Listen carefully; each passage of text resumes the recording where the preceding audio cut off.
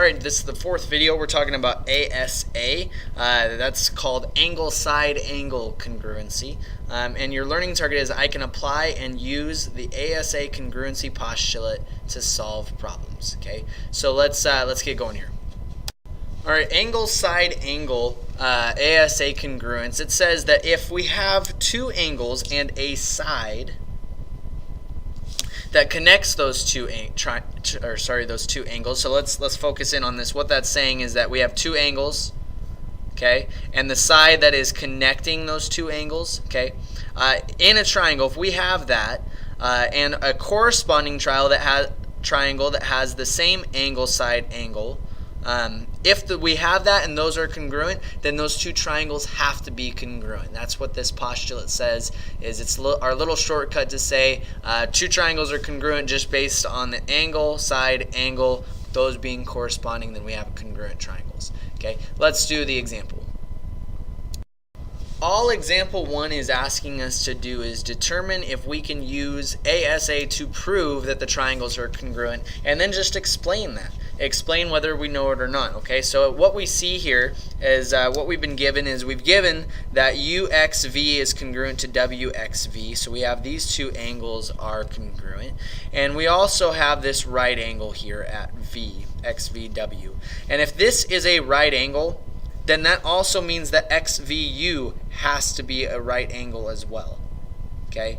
Because this is a straight line. If that's perpendicular on that side, that has to be 90 on that side as well, okay? The other thing we know here is that this is a shared line. XV is a shared line between the two of them. That means that that has to be the same length for both of them, okay? So to explain now, can we use ASA, angle side angle, to prove that these two triangles are congruent and to explain whether or not that is? Yes, yeah, we can. Because angle UXV is congruent to angle WXV,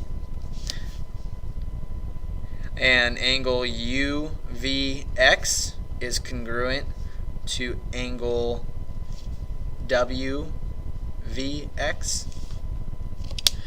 And finally, XV, that line, is a shared line.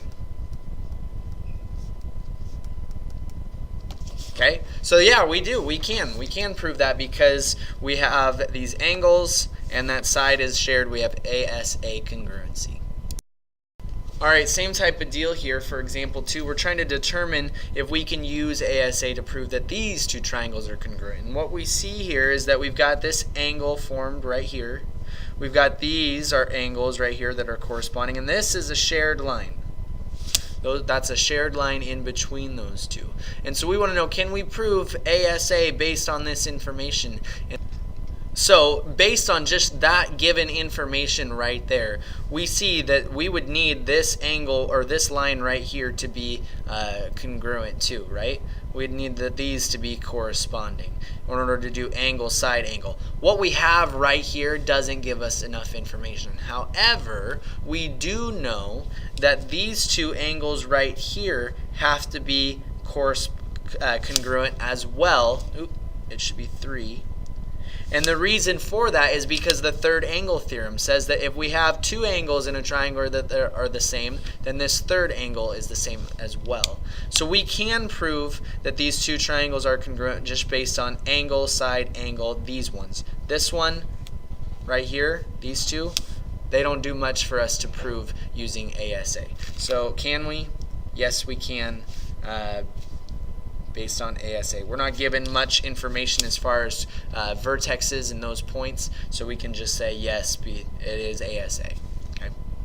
That's all that we're doing today. It was super easy, super straightforward. Essentially what we were trying to do is just prove that two triangles are congruent based on ASA congruency. Alright, peace.